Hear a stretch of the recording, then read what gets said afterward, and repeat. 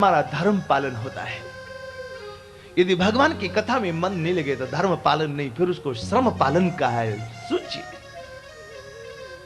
जीवन में 4 पुरुषार्थ, धर्म अर्थ काम मोक्ष। गाड़ी में 4 चक्का होता है, 4 व्हीलर।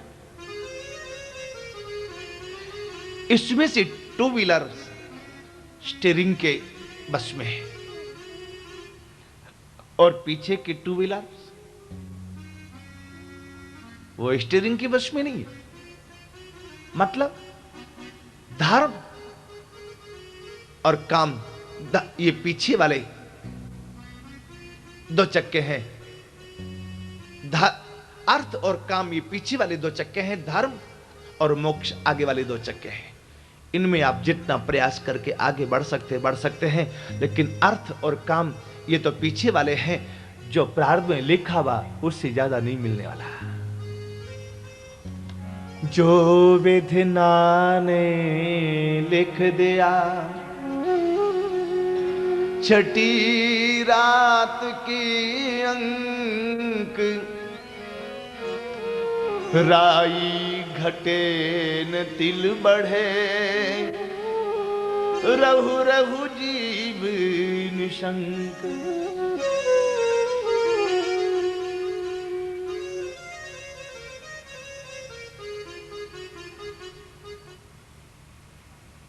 धर्म का विनियोग हमें अपवर्ग के लिए करना चाहिए। अपवर्ग जनते, तात स्वर्ग अपवर्ग सुख धैर्य तुला एक अंग। इसमें अपवर्ग क्या है? जिसमें पै वर्ग ना हो वो अपवर्ग है। पवर्ग में पा फा वा भा म। पैसे पतन, पैसे फैसे फल आशा, बैसे बैर भैसे भय, मैं से मृत्यु। पतन फलासा बैर भय मृत्यु, ये 5 जहां नहीं होवे उसका नाम अपवर्ग है। धर्मशापवर्गस्य। हम लोग धर्म का विनियोग, अपवर्ग मानी भगवान के धाम की प्राप्ति, भगवान की प्राप्ति के लिए, भगवान की प्रसन्नता के लिए हम लोग धर्म का विनियोग ऐसे ही करते हैं। ट्रेन छूटने वाली होती है, हम स्टेशन पर होते हैं, प्लेटफार्म में थोड़ी डिस्टेंस से, फिर हम हनुमान जी से कहते हैं, हे हनुमान जी जरा ट्रेन रोकना ना। अब हनुमान जी बेचारा दौड़ रहे आ रहा है। हमको भी मालूम है कि ट्रेन वो रेड सिग्नल देके रुके, और हनुमान जी तो लाल देह लालीला से। अरे हनुमान जी का सिग्नल देख के तो दुनिया के सारे ट्रेनें रुक जाती है। पर ये हमारी भक्ति नहीं है। धर्म का विनियोग अपवर्ग के लिए करें, अर्थ का विनियोग धर्म के लिए करें। कामनाएं उतनी रखें जितने से हम जी सकते हैं। लाभो जीवित यावता, और जीवे क्या मुत नहीं यार, इसलिए इंश्योरेंस नहीं करवाया इसलिए जी रहे नहीं। जीवे क्यों? जीवश तत्व जिज्ञासा। जीना है तो तत्व की जिज्ञासा के लिए जीना चाहिए। और वह तत्व क्या है? ब्रह्मेति परमात्मेति भगवानिति शब्दते। उस एक परम तत्व को सबने अपनी अपनी भावना के अनुसार अलग अलग नाम से पुकारा। एकम सद्विप्रा बहुधा वदंती। उस एक परम शक्ति को अलग अलग नाम से पुकारा गया। वेदांती उसको ब्रह्म कहते हैं, योगी उसको परमात्मा कहते हैं, भक्त उसको भगवान कहते हैं। लेकिन ये परमात्मा कोई जुदा जुदा नहीं है, एक ही परमात्मा है। कोई उसको राम कहता है, कोई कृष्ण कहता है, कोई विठल कहे, तो क्या वो परमात्मा अलग हो गया?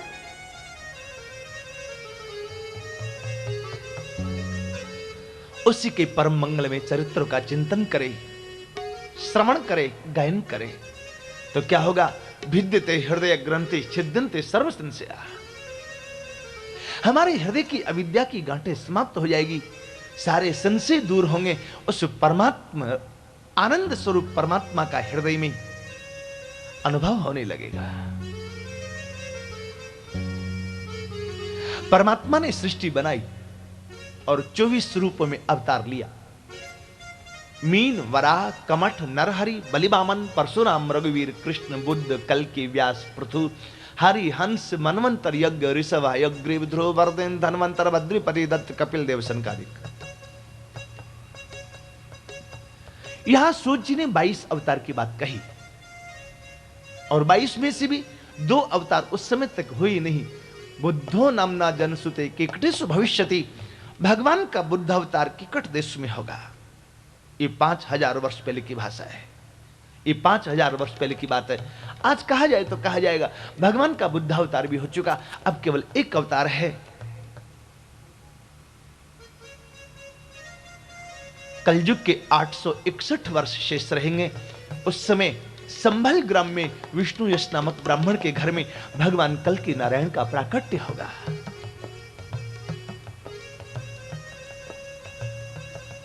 इसके अलावा और भी अवतार हुए, बोले हाँ। ऋषियों मनु देवा मनुपुत्रा महोजस, कला सर्वे हरे रेव, स प्रजापतिस्तथा। भगवान के ऋषियों के मनुओं के मनुपुत्रों के प्रजापतियों के ये भी अवतार हुए, लेकिन ये सारे के सारे अवतार एते चांसि कला पुंस कृष्णस्तु भगवान स्वयं, कृष्णस्तु भगवान स्वयं। अवतारा असंख्या हरे सत्व निधर द्विजाहा, यथा विदासीन है कुल्या सरसे सुसहस्र से। एक मानसरोवर से सैकड़ों नदियां निकलती हैं। हमने नहीं देखा मानसरोवर, हमने नहीं देखा सैकड़ों नदियां कहां कैसे निकलती हैं, लेकिन आपके गोंदिया की पानी की टंकी जो है, उस एक पानी की टंकी से हजारों नल पानी निकलता है। ये तो देखा। बिल्कुल ऐसे एक परमात्मा के असंख्य अवतार हैं। उनमें ऋषि मुनि प्रजापतियों का ये अंश और कला के अवतार हैं, लेकिन जिसमें श्री कृष्ण नाम आया वो 24 अवतार। सर्वे सर्वगुण पूर्ण, परमात्मा पूर्ण होता है, परमात्मा कभी अपूर्ण नहीं होता है। जीव कभी पूर्ण नहीं होता, परमात्मा पूर्ण है इसलिए पूर्ण ही रहता है।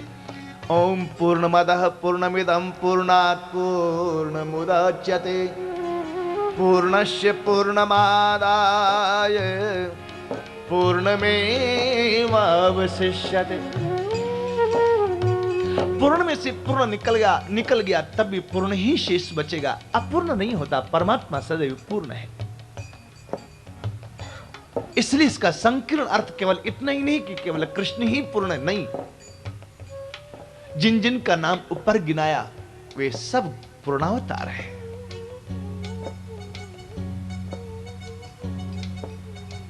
भगवान नारायण ने जब सृष्टि क्रम प्रारंभ करने का संकल्प किया, एकम भविष्यामि, एकमेव द्वितीयम, मैं अकेला हूं, कोई मेरा जैसा नहीं, स एकाकी न रमते।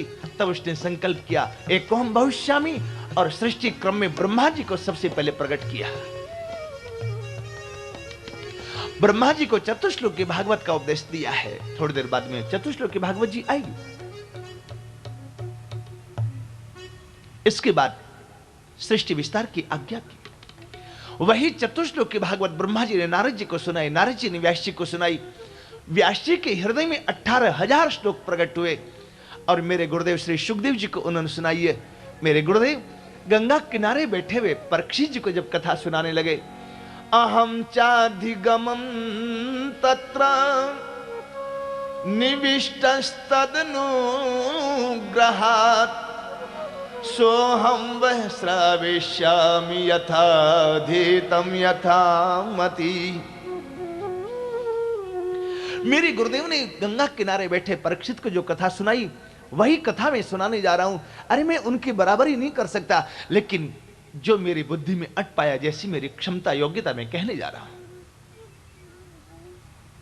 आप सब जानते हैं तानसेन का नाम, संगीत सम्राट तानसेन। उसने दीपक राग गाई तो दरबार में, अकबर के दरबार में दीपक जल गया अपने आप।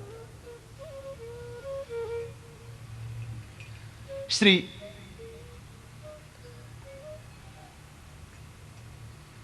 हरिदास जी को याद करके अकबर ने कहा,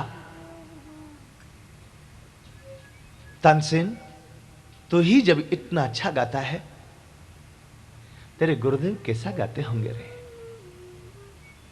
एक बार मुझे उनका संगीत सुनाना। और अकबर की इस बात को सुनते ही संगीत सम्राट अकबर के दरबार के 9 रत्नों में से एक रत्न कहलाने वाला तानसेन फुट फुट के रोने लग गया।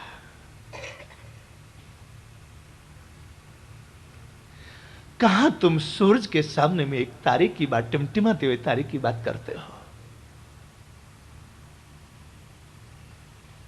कहां वे कोटि सूर्य समप्रभा और कहां एक ही टिमटिमाने वाला तारा।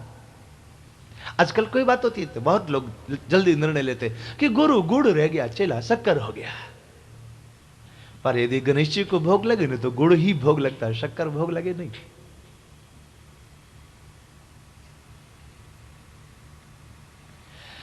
अकबर ने कहा, तू जो कहे मैं करूंगा, लेकिन मुझे तेरे गुरुदेव का संगीत सुनना। बोले तब एक उपाय है, मैं कभी कभी जाता हूं तो मेरे साथ एक सेवक जाता है मेरा तनपुरा लेकर के, तेरे को चलना है। अकबर ने कहा, तेरे गुरुदेव का दर्शन करने के लिए, उस फकीर का दीदार करने के लिए भी करूंगा, तेरा गुलाम बन के चलता हूं यार। अकबर ने तनपुरा उठाया, तानसेन के पीछे पीछे चल पड़ा। आज मुझे एक फकीर का दीदार करना है। अगर कुछ मर्तबा चाहे तो कर खिदमत फकीरों की। तुम्हें कुछ बनना है तो किसी फकीर की खिदमत करना ना।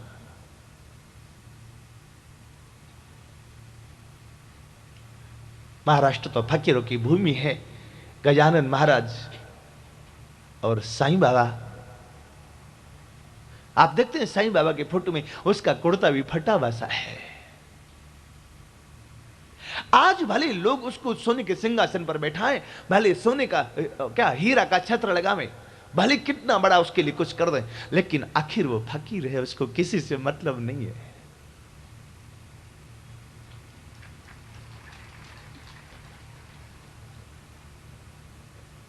और एक बात कहूं,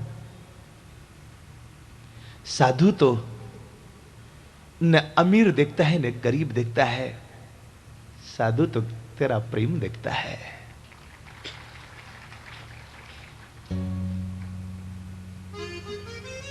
अरे ना हम किसी औरत के, ना हम किसी मर्द के, हम हैं साथी दर्द के। बहुत लोग हमसे कहते हैं हम गरीब आदमी हैं लेकिन कथा सुनने का मन करते हैं, आप हमारे यहां आएंगे। हमने कहा हमारी कथा न कभी धनिकों की हुई न कभी गरीबों की हुई, हमारी कथा तो भक्तों की होती है। जिसमें भक्ति है उसकी यहां कथा होवे, वो गरीब हो तो चले, अमीर हो तो चले। और फिर सच पता, हमको इतनी आगे बढ़ाने का श्रेय गरीब लोगों को है। शुरू में जब हम कथा शुरू की, यदि अतिशयोक्ति नहीं होवे तो हम कहें हमने अपना होश कथा में संभाला। हमारे पिताजी भी कथा करते हैं, हमसे छोटे भैया वो भी देश विदेश में श्रीमद् भागवत वाल्मीकि रामायण की सेवा करते हैं। एक अभी बीच में जो आप जिनका गाना सुनते हैं, मेरे तो गिरधर गोपाल, ये हमारे 3 नंबर के सबसे छोटे भैया हैं।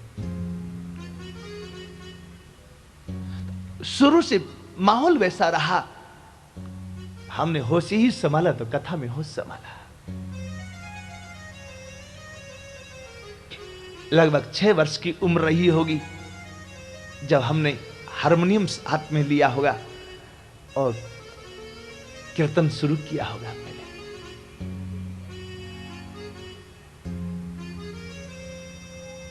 उस समय जब धीरे धीरे स्कूल की पढ़ाई पूरी हुई, पूर्णतः इस मार्ग में ठाकुर ने कृपा की, उस समय बड़े लोग कथा नहीं सुनते थे। बड़े लोगों को जो हमेशा टीवी में आवे अथवा जिनके बहुत बड़े बड़े नाम होवे, लोग कहते हैं उनको उनकी कथा सुने, लेकिन गरीबों ने दिन रात हमारे पास रह करके कथा सुनी और उन्होंने हमें यहां तक की यात्रा तय करने को आगे बढ़ाया।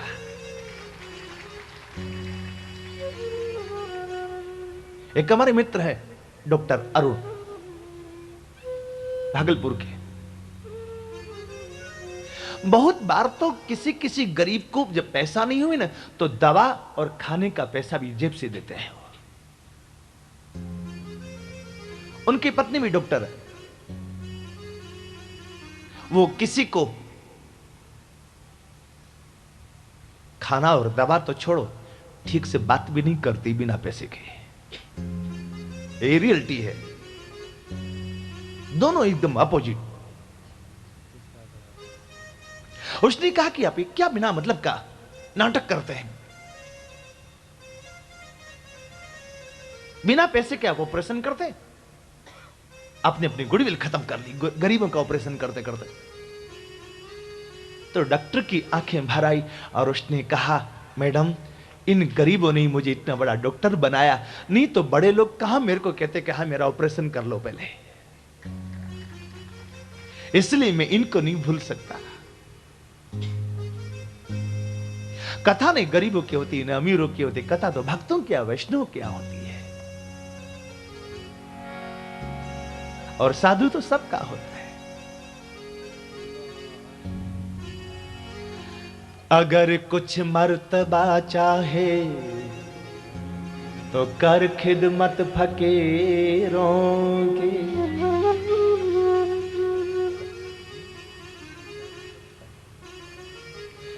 अकबर तनपुरा लेकर के पीछे पीछे चल रहा है। वजीरों ने देखा तो भी कुछ बोले नहीं, संकोच मारे क्या बोले। वृंदावन आया और उसके बाद पहले तानसेन ने प्रणाम किया अपने गुरुदेव के चरणों में, अपनी पगड़ी रख करके, और मुस्कुराते हुए श्री हरदास जी ने कहा, अरे तानसेन, अब तक तूने दुनिया को बहुत रिझाया, एक बार मेरे बांके बिहारी को रिझाना, इसको कुछ सुना तू। तानसेन का सौभाग्य था, गुरु की मेहर उसके ऊपर हो गई थी।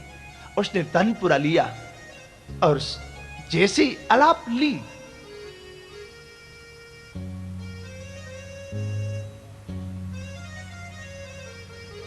अकबर खो गया कि ये मेरे यहां भी इतना सुंदर नहीं गाता, यहां कितना सुंदर, ये तो उससे भी सुंदर गाता है। तो हां, यहां एक और पावर है जो इसको मिल रही है। लेकिन गाते गाते अंतिम में थोड़ा सा एक सुर विकृत किया और गुरुदेव ने कहा, ला मैं गाता हूं। जैसे श्री स्वामी हरदास जी ने अपने तानपुरा पर हाथ रखा, ऐसे ही जमुना जी का बहना स्तब्ध हो गया। जमुना जी रुक गई, पेड़ का पत्ता नहीं हिलता कहीं भी। आप सब कभी वृंदावन जाए तो निधि वन में देखना, निधि वन के जितनी लताएं पेड़ पौधे सब टेढ़े मेढ़े, सब टेढ़े मेढ़े। जैसे तनपुरा का सुर और उसमें स्वामी हरदास जी की अलाप निकली, जितने पेड़ पौधे थे वो सब रस के मारे ऐसे हुए कि सब टेढ़े मेढ़े हो गए। वो सब सीधे होते, लेकिन बीच में अकबर ने कह दिया, वाह क्या कहना, और संगीत वहीं के वहीं रुक गया। वो पेड़ जैसे कहते वैसे ही रह गए।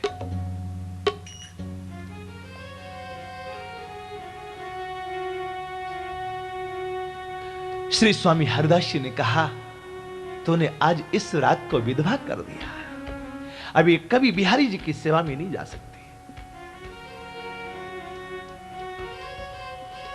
बाद में अकबर बहुत रोया।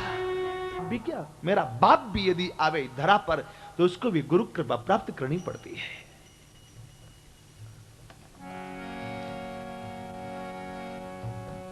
गुरु बिन भाव निधि तरईन कोई।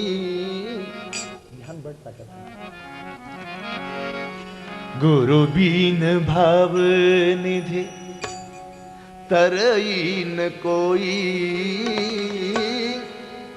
जो विरंची शंकर सम होई।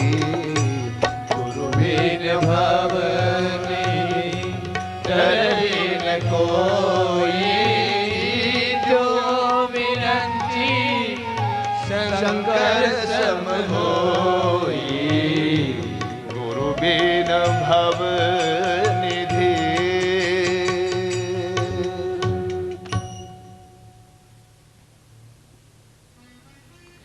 बिना गुरु कृपा के शिव और ब्रह्मा भी अभागे हैं।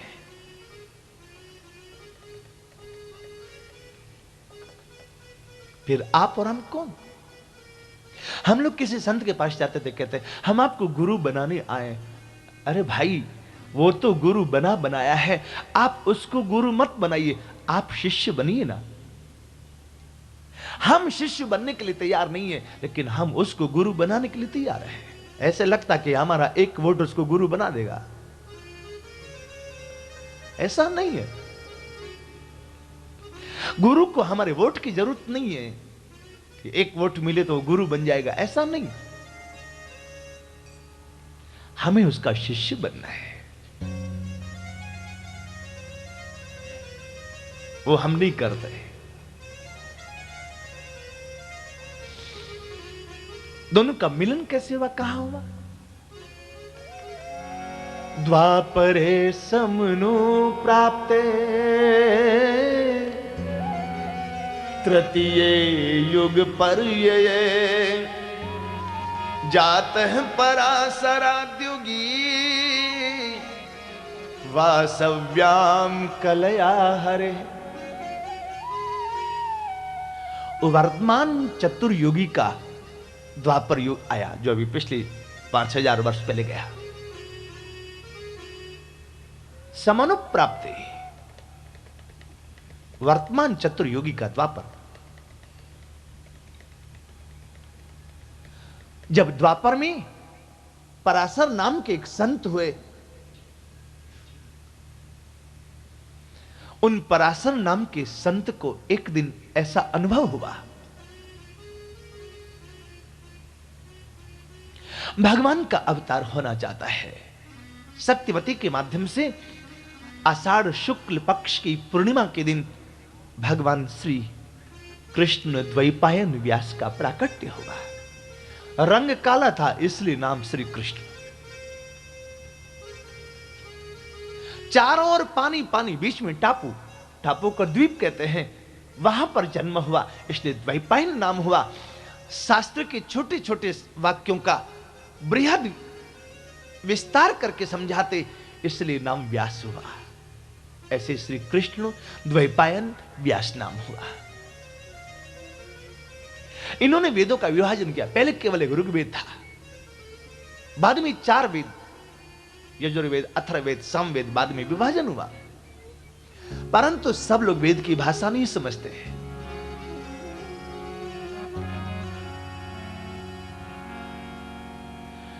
इसलिए स्त्री शूद्र द्विज बंधुनाम त्रयीन श्रुति गोचरा। हर व्यक्ति वेद की भाषा नहीं समझता। आज के लोग कहते हैं ये वेद ब्राह्मणों की वपोती है, इसलिए केवल अपने लिए ब्राह्मणों ने रखा। यदि ब्राह्मणों की वपोती होती ना, तो संसार में जितने भी ब्राह्मण सारे चतुर्वेदी होते। कोई त्रिवेदी नहीं होता, कोई द्विवेदी नहीं होता। हमारा विद्वत समाज विराजमान है, सब जानते हैं। अधिकतर परंपरा केवल एक वेद की है, और उसमें भी ज्यादातर शुक्ल यजुर्वेदीय ब्राह्मण ज्यादा मिलते हैं। और शुक्ल यजुर्वेद में भी यजुर्वेद के 2 पार्ट हुए, शुक्ल यजुर्वेद, कृष्ण यजुर्वेद। एक वेद भी पूरा कोई नहीं पढ़ पाया, इसलिए उसके 2 विभाजन किए गए। और शुक्ल यजुर्वेद की शाखा के विद्वान जान, और उसमें भी पूरा शुक्ल यजुर्वेद नहीं, उसमें भी 33 शाखा के विद्वान ज्यादा मिलते हैं। ऋग्वेदीय ब्राह्मण, अथर्ववेदीय ब्राह्मण, सामवेदीय ब्राह्मण, ये बहुत कम गिनती के मिलते हैं।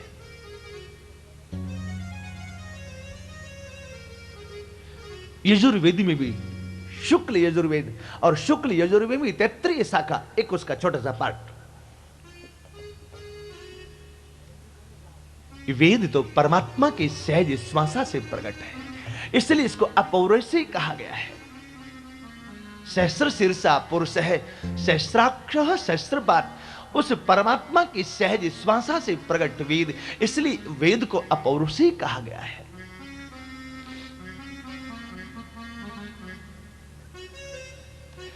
व्यास जी ने वेदों की परिभाषा की, इतिहास पुराणम च पंचमो वेद उच्यते। एक पांचवें वेद की स्थापना की, और वो इतिहास पुराण है। इतिहास में महाभारत पुराण में 17 पुराणों की रचना हो चुकी थी।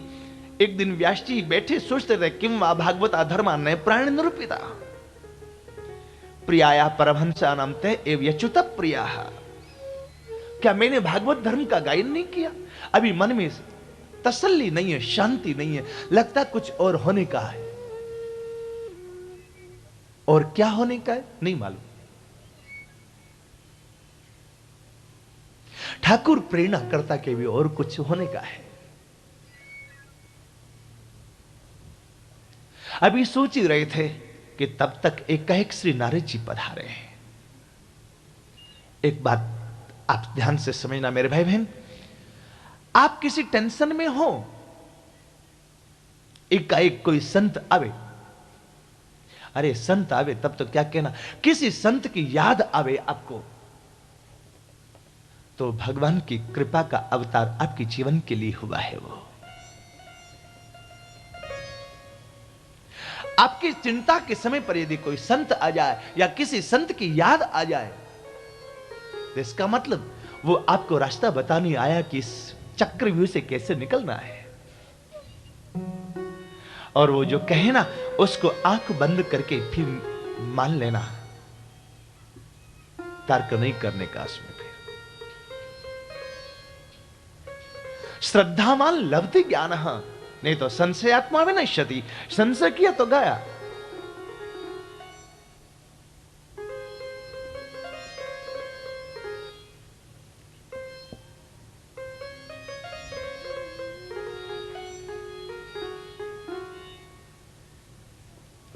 कहते ना, संपला तो झपला, मराठी में सोया तो गया।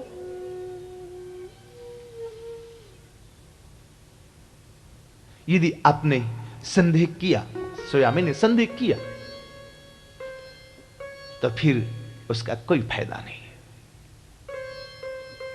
गुरु आज्ञा गरियसी, जो गुरु आज्ञा हो गई वो हमारे लिए वेद वाक्य है।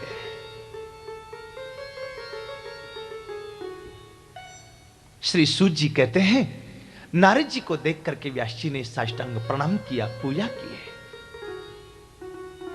नारद जी पूछते, पाराशर्य महाभाग भवतः कच्चिदात्मन परितुष्यति शारीर आत्मा मानस एव वा। हे पराशर नंदन, शरीर से, मन से, आत्मा से स्वस्थ है ना? आप हम स्वस्थ का अर्थ क्या समझते हैं? दिन में 4 बार खाना, 10 बार चाय पीना, बाजार घूम के आना। बाजार में कोई अपनी उम्र के मिले तो उनके साथ बैठ के ताश चौपड़ खेल के समय बर्बाद करना, घर में आते घर वालों से लड़ पड़ना, इसको कहते हैं स्वस्थ होना। लेकिन ये स्वस्थ की परिभाषा नहीं है। स्वस्थ किसको कहते हैं? अद्वैत वेदांत के अनुसार स्वस्थ की परिभाषा है स्वस्मिन स्थिति इति स्वस्थ है, लेकिन विशिष्ट अद्वैत वेदांत के अनुसार स्वस्थ की परिभाषा है स्व परमात्मा ने तस्मिन स्थिति इति से स्वस्थ है। जो परमात्मा में स्थित है वो स्वस्थ है। बाकी हम तो शरीरस्थ है, हम स्वस्थ कहां भी। व्यास जी ने कहा, शरीर स्वस्थ है, आत्मा स्वस्थ है, लेकिन चंचलम ही मन कृष्ण। ये मन बेईमान हैरान करता है।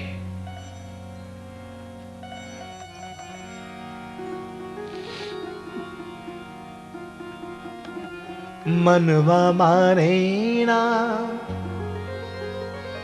माने ना, ये मनवा माने ना।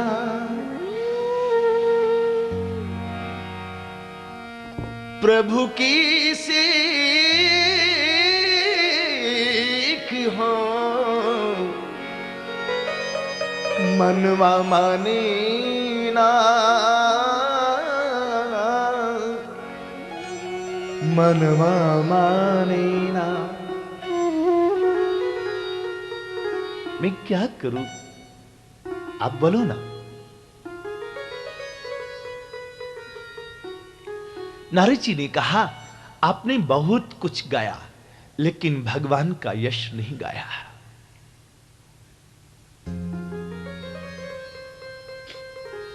मैं अपनी बात कहूं, नारद जी ने पूछा। अहम पुरातीत भवे भवम मुने, दाशास्त्र कशाश्चन वेदवादिना,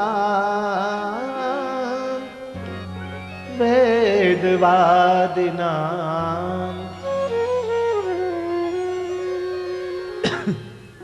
मैं पूर्वजन्म में एक दासी पुत्र था। मेरी मां एक ब्राह्मण के घर में सेवा करती थी।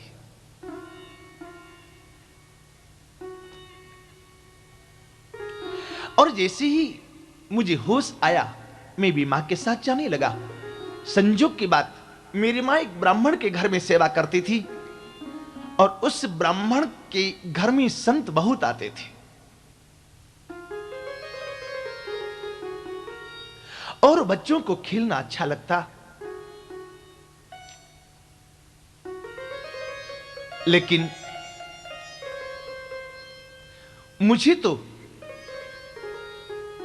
उन संतों के पास बैठना ही अच्छा लगता था।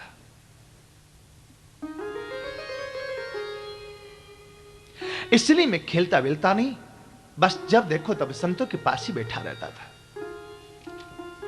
4 महीना हुआ, एक बार संत मेरे को कहने लगे, बच्चे कोई कीर्तन सुना। मैंने उनके कहने से कीर्तन सुनाया। आप सब लोग बोले, प्रेम जब अनंत हो गया। अपने भैया से सुना होगा, प्रेम जब अनंत हो गया, रोम रोम संत हो गया। प्रेम जब अनंत हो गया, रोम रोम संत हो गया। प्रेम जब अनंत हो गया, रोम रोम संत हो गया। प्रेम जब अनंत हो गया, रोम रोम संत हो गया। प्रेम जब अनंत हो गया, रोम रोम संत हो गया। प्रेम जब अनंत हो गया, रोम रोम संत हो गया। छाई हरियाली समस्त रोम रोम में, समस्त रोम रोम में। छाई हरियाली समस्त रोम रोम में, समस्त रोम रोम में। दिखते सिया राम जो जो व्यापक है व्योम में, व्यापक है व्योम में। दिखते सिया राम जो व्यापक है व्योम में, जो व्यापक है व्योम में। और जब सियाराम दिखने लगे तब शुष्क ही बसंत हो गया, रोम रोम संत हो गया। शुष्क ही बसंत हो गया, रोम रोम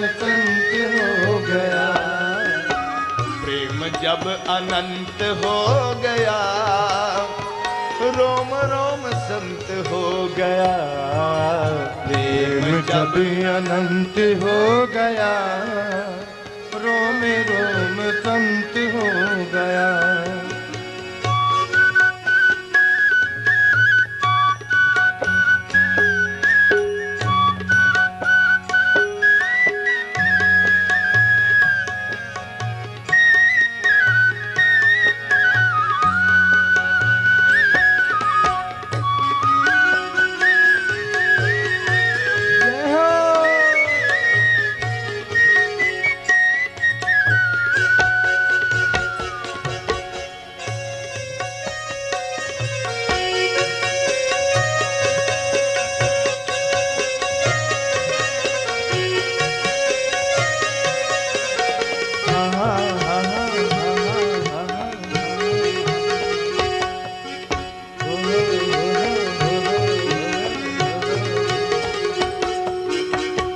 दुनिया की नाते न कुछ भी सुहाते, कुछ भी सुहाते।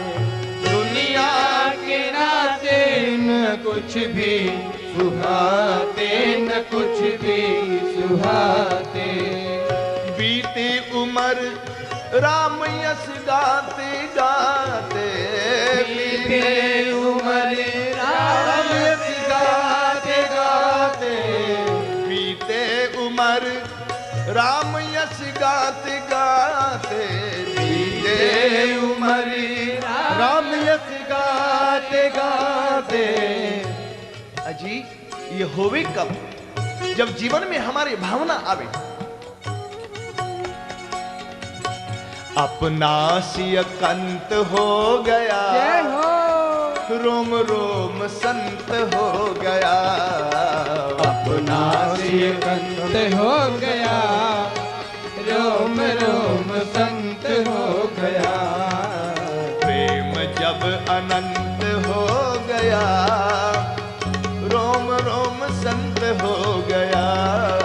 प्रेम जब अनंत हो गया, रोम रोम संत हो गया।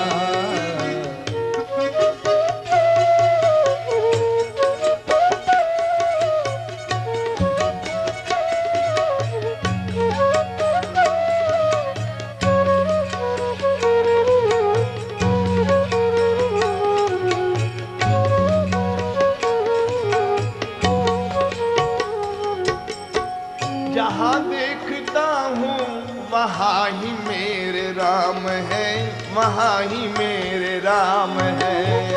जहाँ देखता हूँ वहाँ ही मेरा राम है, वहाँ ही मेरे राम है। मन को मिलता सहज ही विराम है। मन को मिलता सहज ही विराम है। मन को मिलता सहज ही विराम है। मन को मिलता सहज ही विराम है। एक बात, रामचरितमानस में श्री परशुराम जी जब तक राम जी का दर्शन कर रहे थे प्रसन्न थे, अखंड का दर्शन किए प्रसन्न थे, लेकिन जब धनुष खंड का दर्शन किए तो प्रसन्न रहे, दुखी हो गए।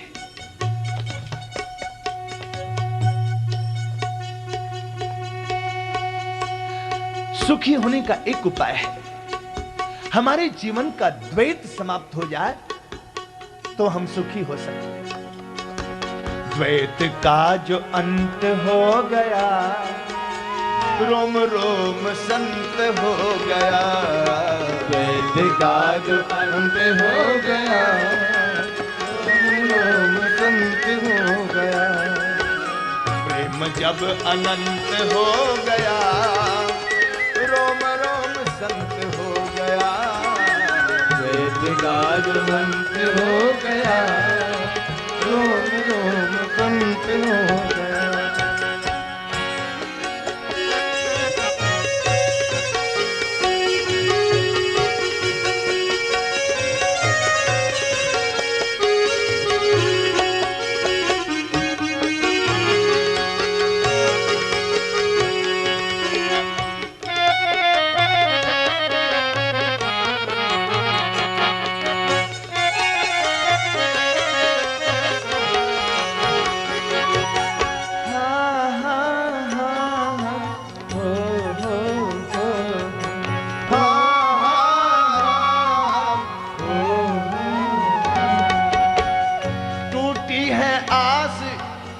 झूठे जगत से, झूठे जगत से टूटी है आस अब झूठे जगत से, झूठे जगत से। सिया अनुज को सुहाते भगत से, सुहाते भगत से। सिया अनुज को सुहाते भगत से, सुहाते भगत से। ये स्थिति कब से हुई? पहले तो नहीं थी।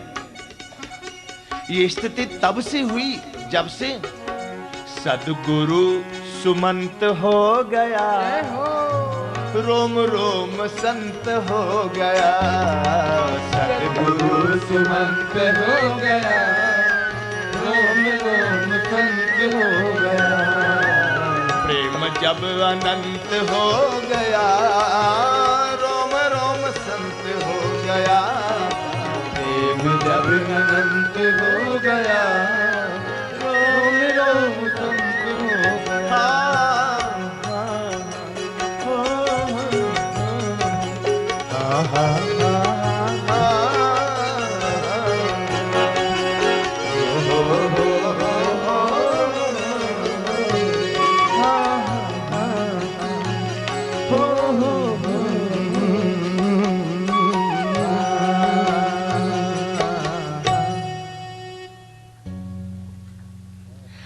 नारद जी छोटे से बालक, उन्होंने छोटा सा कीर्तन सुनाया।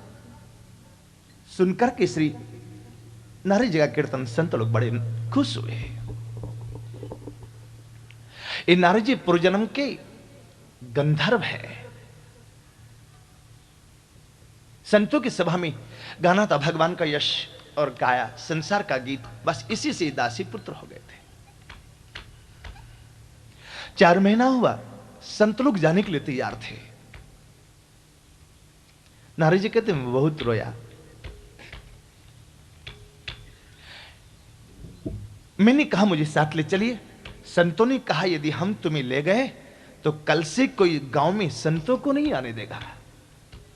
पहले ही बच्चे रोते हैं ना तो माताएं कहती चुप हो जा, बाबा जी पकड़ के ले जाएगा। कभी कभी यात्रा में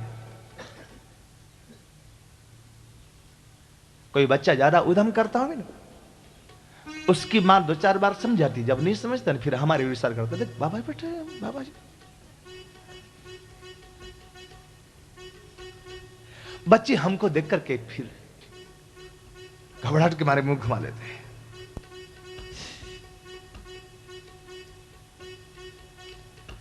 यदि हमने सुन लिया और उस बच्चे को देख के हम मुस्कुरा गए तो फिर वो डर भी खत्म हो जाएगा, फिर हमारे पास आ जाता है। फिर बाद में दूसरा डर, जब बाबा जी का डर नहीं तो फिर पुलिस पकड़ के ले गई।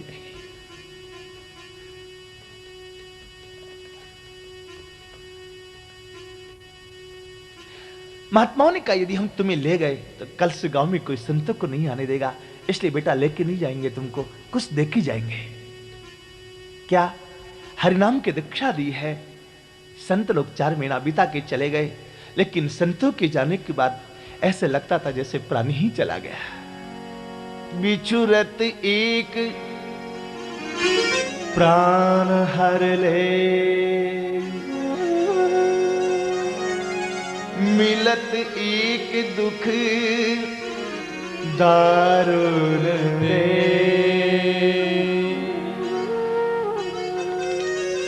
संत यदि मिलकर के बिछोड़े तो लगता जैसे प्राण ही निकल गया है। मेरी मां चाहती थी मेरा जल्दी से विवाह हो जाए। मैया नित निज इष्ट मनावे, मेरे लाला के दुल्हन कब आवे।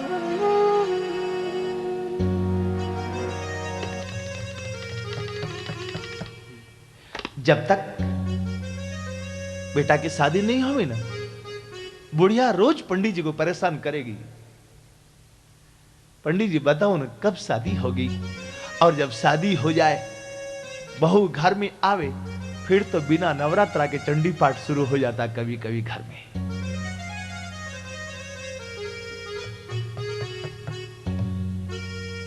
नारद जी भगवान से कहते मेरे को जो सजा देना देना ना, आप मेरे को फांसी देना, लेकिन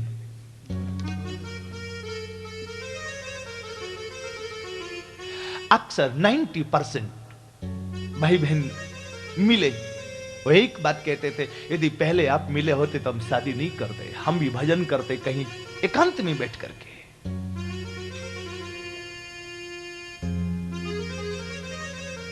मैं नहीं कहती पहले मिले होते तो हमसे। भाई लोग कहते मैं तो अब भी जाने के लिए तैयार हूं,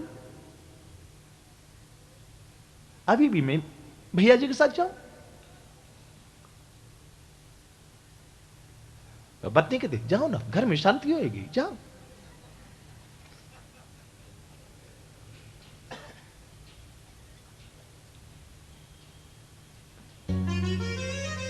हमारी चिंता नहीं करने का, जा।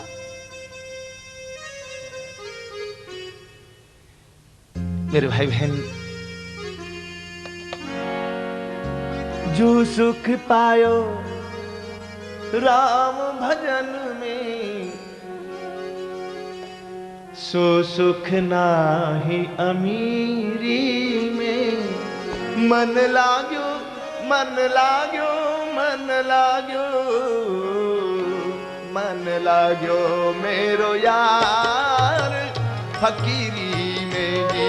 मन लाग्यो मेरो यार फकीरी में। मन लाग्यो मन लाग्यो मन लाग्यो मन लाग्यो मन लाग्यो मन लाग्यो मन लाग्यो मन लाग्यो मन लाग्यो मेरो यार फकीरी में। मन लाग्यो मेरो यार फकीरी में फकीरी में। हाँ। जो सुख पायो राम भजन में, सो सुख नाई अमीरी। और यही गीत अपने साईं बाबा को प्रिय लगा और उसने आखिरी लाइन पकड़ी, साहिब मिले सबूरी में। कहत कबीर सुनो भाई साधो, साहिब मिले सबूरी में। और साईं बाबा ने 2 सूत्र दिया, सबूरी और श्रद्धा। जीवन में 2 चीज होवे परमात्मा को पाने के लिए, सबूरी होवे और श्रद्धा होवे, फिर परमात्मा सामने में खड़ा है।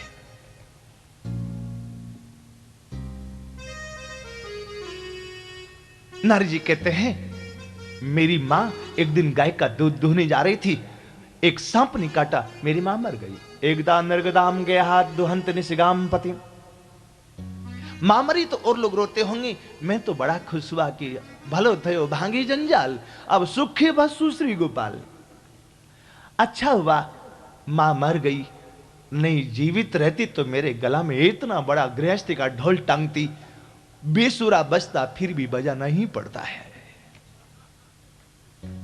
गृहस्थी का ढोल कभी भी सुर में नहीं बोलता, वो बेसुरा ही बोलता है, फट जाता बजता बजता, लेकिन सुर में कभी मिल ही नहीं पाता है। मैं चला गया जंगल में, एक अश्वत्थ वृक्ष के नीचे बैठ करके भगवत चिंतन कर रहा था।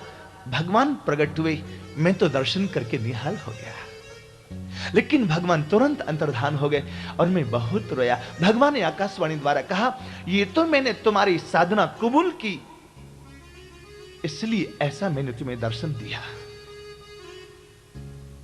अगले जन्म में ब्रह्मा के पुत्र नारद बनोगे, जब चाहो दर्शन करना। हमारे अयोध्या में एक साधु थे, ये बनी घटना। 3 वर्ष की अवस्था में वो साधु की मां मर गई थी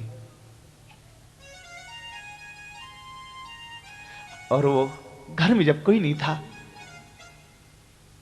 एक संत के साथ अयोध्या आ गया। 3 वर्ष का बालक।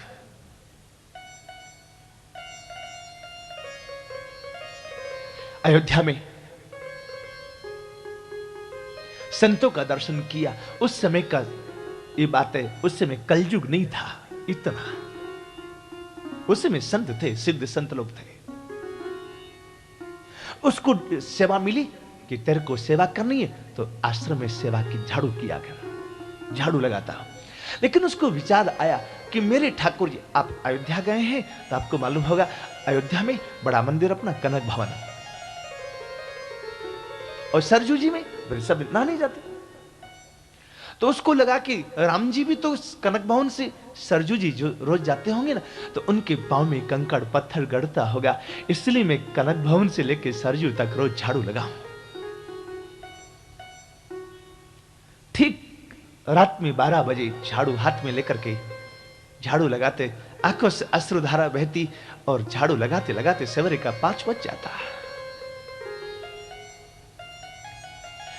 एक दिन उस साधु को विचार आया कि मेरे को ये झाड़ू लगाते लगाते 40 वर्ष बीत गया, लेकिन अभी तक कोई ऐसा प्रमाण नहीं मिला जिसमें लगे कि हां राम जी ने मेरी सेवा को स्वीकार किया।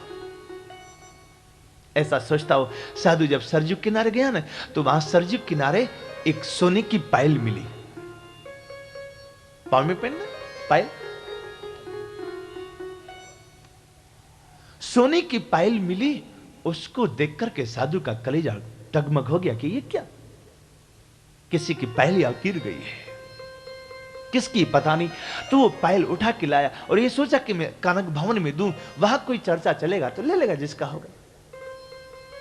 ये साधु स्नान करके पायल लेके गया, मंदिर में गया तो पुजारी जी बूढ़े थे, रो रहे थे। तो ये झाड़ू लगाने वाले साधु ने पूछा कि बाबा आप रोते क्यों? तो बोला कि सीता जी के पांव की पायल कहीं खो गई। मैं 70 वर्ष यहां पूजा करता हूं, कभी कोई कलंक नहीं लगा था, सोने की पायल खोई है, कौन विश्वास करेगा कि कहीं खो गई है? लोग यही कहेंगे कि बुढ़ापे में मेरा मन बदल गया।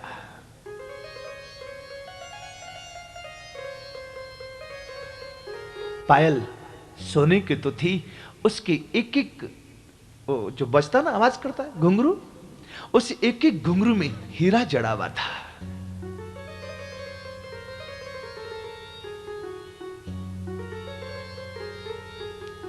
कौन विश्वास करेगा कि मैंने नहीं चुराई है? बोलते बोलते साधु फुट फुट के रोने लग गया। बुढ़ापे में मेरे को कलंक लग गया। इस सफाई करने वाले साधु ने कहा कि एक बार देखो ना, ये पायल मुझे सरजू किनारे मिली, ये है।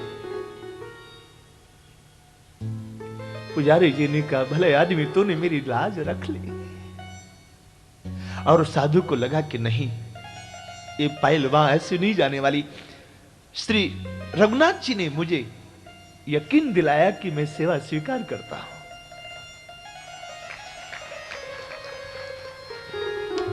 मुझे यकीन हो गया, जिस रास्ते में सफाई करता हूं उधर से रघुनाथ जी जाते सरजू नहाने को। अब तो महात्मा और श्रद्धा से सेवा करे। साधु की उम्र 95 वर्ष हो गई थी। 3 वर्ष में आया था, 3 वर्ष का 92 इयर्स उसको अयोध्या में रहते हो गए। He is 95 years old.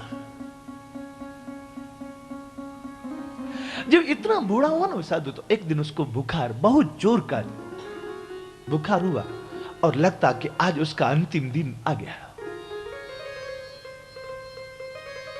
उसको रात में 1 बजे झाड़ू लगाने के लिए हिम्मत नहीं हुई, फिर भी वो आया, धीरे धीरे झाड़ू लगाता था। उसको सवेरे का 4 बज गया था आने में आज, और उसको लगा कि कहीं आज रघुनाथ जी पहले तो नहीं चले गए। रोता था कि कहीं आज पहले तो नहीं चले गए। बुखार में हाथ हिलता नहीं था, हिम्मत करके आगे बढ़ रहा था। तब तक तो पीछे से श्री सियाची ने कहा, बाबा धीरे धीरे झाड़ू लगाओ ना, आप इतनी जल्दी जल्दी झाड़ू लगाते हो, मैं इतनी तेज नहीं चल सकती, धीरे धीरे झाड़ू लगाओ ना। पीछे मुड़ के साधु ने देखा तो श्री किशोरी जी रघुनाथ जी पीछे खड़े हुए थे। साधु के सिर पर धनु का हाथ था।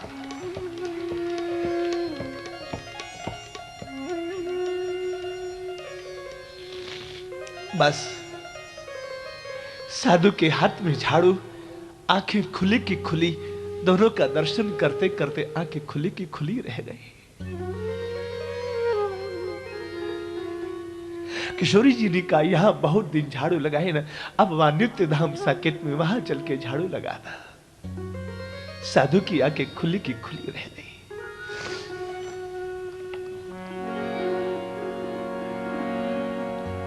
दिल दिया ये प्यार की हद थी,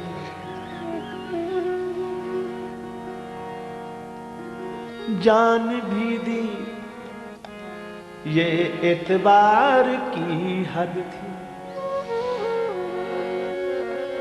मर गए फिर भी खुली रही आंखें, ये तेरे इंतजार की हद थी, ये तेरे इंतजार की हद।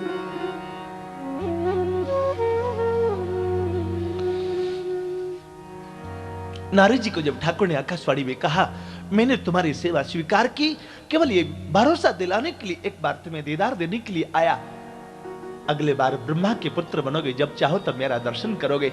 नारद जी कहते मैं नैमित्तिक प्रलय में ब्रह्मा जी में समा गया।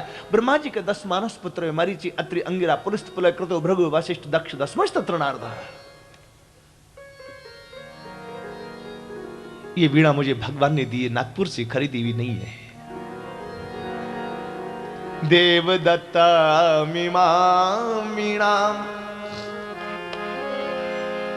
स्वर ब्रह्म विभूषिता मूर्छित्वा हरि कथां गायमानश्चराम्यहं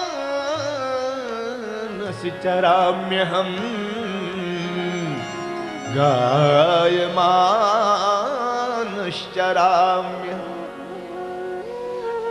ये वीणा मुझे मेरे ठाकुर ने दी है, इस वीणा पर उन्हीं का गुणानुवाद गाता है।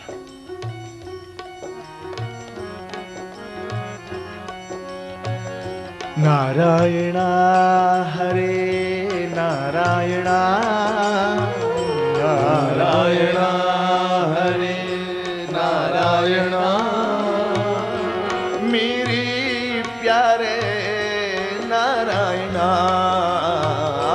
मेरे प्यारे नारायण, नारायण हरे नारायण, नारायण हरे नारायण, मेरे प्यारे नारायण, मेरे प्यारे नारायण।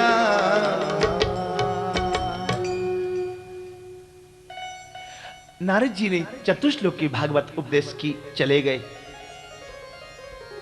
एक दिन समाधि में श्री व्यास जी विराजमान 18,000 श्लोक एक का एक मानसरोवर की कलकलनाद कर्णधारा की तरह प्रकट हुए। लेकिन एक संत की आवश्यकता थी जो इस श्रीमद् भागवत परमहंस संगीता का मंडन कर सके, और साधु प्रयास से नहीं मिलता, भगवत कृपा से मिलता है। बिनु हरि कृपा मिले नहीं सकता।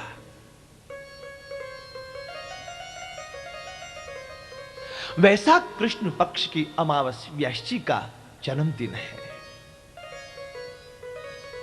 जन्म लेते जंगल में चले गए। अब इनको वापस कैसे बुलाया जाए? अपने छोटे छोटे शिष्यों को श्रीमद् भागवत जी का श्लोक याद करवाया है।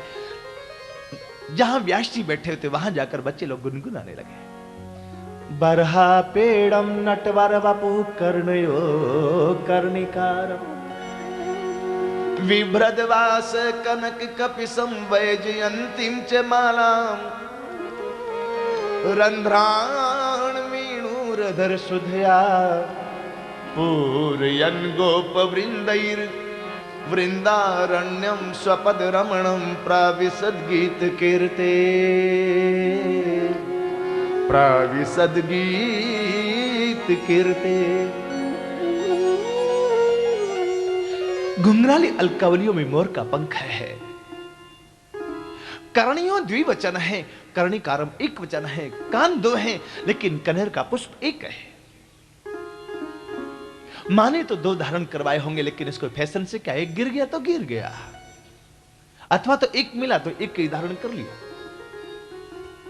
पीला पीतांबर है, गले में वैजंती माला है, अधर पर वंशी वादन करते हुए त्रिभंग ललित गति से पार विन्यास करते वृंदावन की वीथिन में जब कन्हैया चलते हैं, इनका दर्शन करके बड़े बड़े अमलात्मा विमलात्मा देवेंद्र मुनीन्द्र ऋषि मुनि लोग अपने सौभाग्य की प्रशंसा करते हैं।